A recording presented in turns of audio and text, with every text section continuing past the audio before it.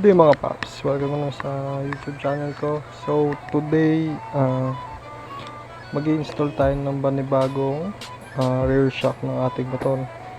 So ito guys, nabili ko siya sa online ng around 100 to 1,000 no? So kadi-deliver lang niya kanina, and ngayon ikakabit na natin siya. Yung nakuha kong parts is Racing Hero no, na front shock. Adjustable to.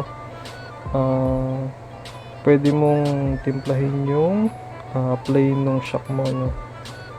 So ayan.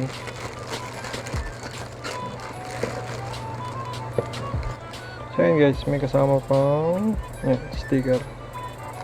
So ito yung actual na item. So ito siya mga paps no. Ayan. Ito yung pang adjust ng play. Then meron na siyang built-in na pump. Ito yung baso no. May liquid dyan sa loob niyan para makapag-play na maayos yung shock natin no. So ayan guys, ikabit na natin siya. Let's start. Hello guys, unahin muna natin ang pagbaklas dito sa ating mga fairings no. So unahin natin tong cover, engine cover, then tong side fairings, then next natin tong sa upuan no. Yan. Tinanggal ko na yung mga gamit ko. Yan.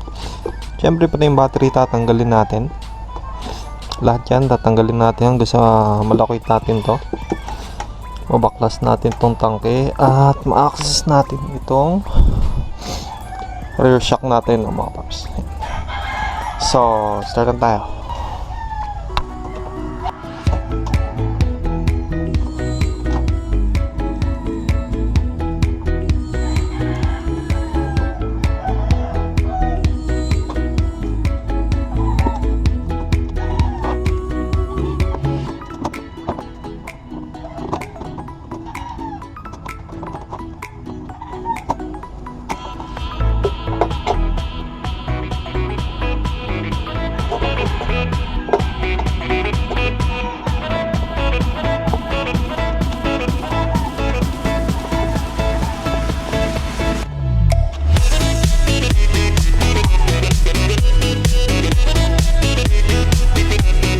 So ayan mga paps, natanggal na natin yung ating engine cover, then yung upuan natin mga paps. So ito na siya, nagkaroon tayo ng access sa tangke, which is ito no. So ito babaklasin din natin magkabilang bolts, then dito bar, para ma-access natin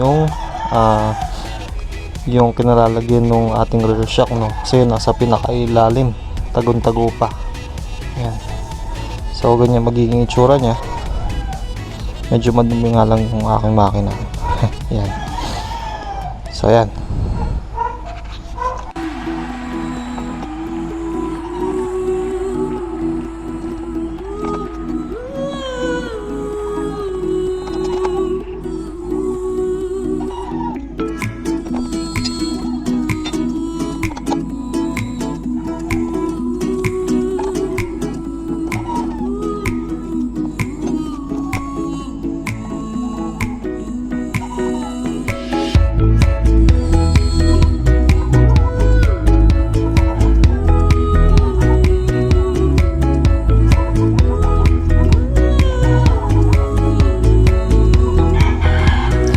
So yung mga paps, natanggal na natin yung mga nuts dun sa ating gas tank no. So ayan, hindi ko na masyadong tinanggal dahil na-access, nakita na rin naman natin yung rear shock no. So ito siya mga paps. Ayan.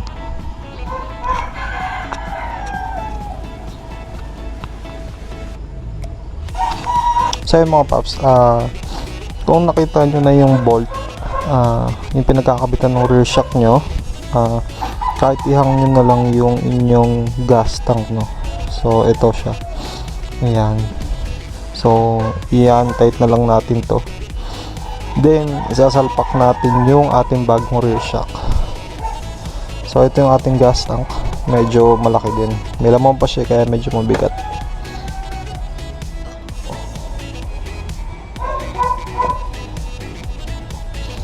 So yan, baklasin na natin. Kaya mga paps, gamit tayo ng pambaklas. So ang gamit ko is ito, 9/16 inches. So yan natin. Then ikot natin pa clockwise. So yan, yun. So nalawagan na natin.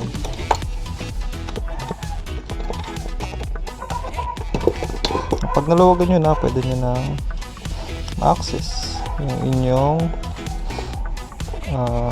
shock. So yan, washer, then yung lock nut. Hindi wawala to dahil siya lang yung ating pang lock. So yan. And syempre tanggalin din natin to. Yan, 12mm para matanggal to, itong nut na ito.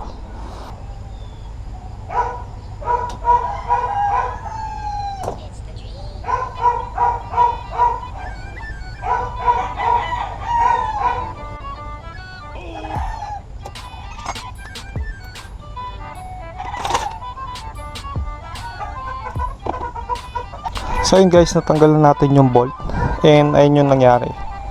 So medyo umilalim siya kasi nawala na suporta. So ito na yung rear shock, ma-access na natin. So sa pagtanggal dito, so ganyan niyo lang, angat nyo ng konti, up.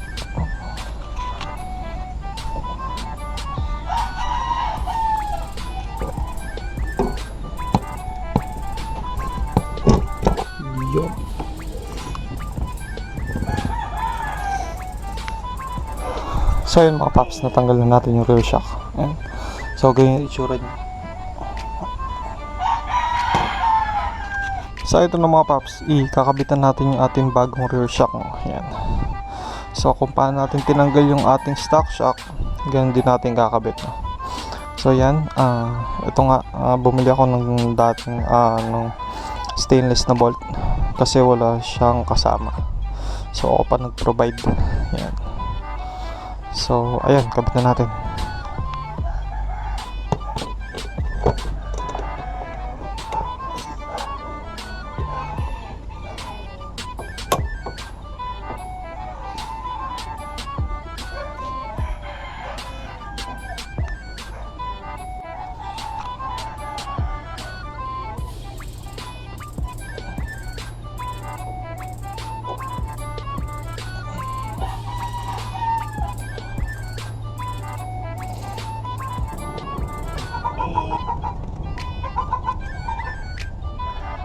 So yung mga paps, naikabit na natin yung ating rear shock na.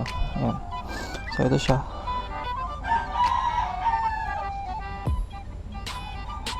Ayan. So naglagay tayo ng washer dito, then lock washer dito sa kabila. Ayan. Then dalawang nut para just to make sure na hindi siya matanggal. So eventually papalitan din natin to pag nakabili tayo ng mas magandang quality, no? Although stainless na siya, pero okay na rin yun na ganito muna for now. So yan. Ngayon mga paps, ikabit na natin yung ating tangke. Linisan muna natin ng konti yung mga alikabok. So yan mga paps, nasa pag-a-adjust ng shock, kailangan nyo ito alin, i-untake nyo lang to. So yan. Then pag na-untake nyo na yan, tulak nyo syempre para ano siya, yan. So ganyan magiging itsura. Yan. So depende sa inyo, no, kung anong gusto nyong timpla, kung matigas pa or medyo malambot. So yan. Tapos pag na timpla nyo na yung inyong gusto, no, i-unlock nyo lang siya. Ayan.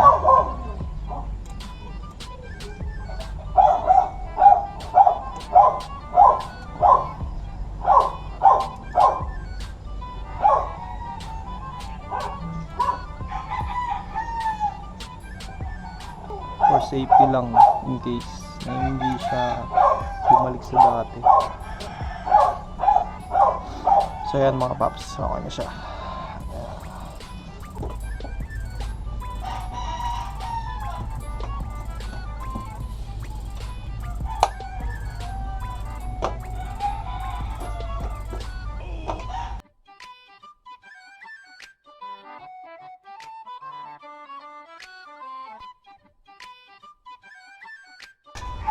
Ay mga paps, naibalik natin lahat ng mga pairings, no?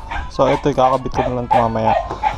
So ayun mga paps, okay siya, na-adjust ko na rin sa bounce na gusto ko ng mga paps. Ayun mga paps, kung meron kayong mga comments and suggestions, comment down below kayo. And kung nagustuhan yung video na to, please like and subscribe lamang.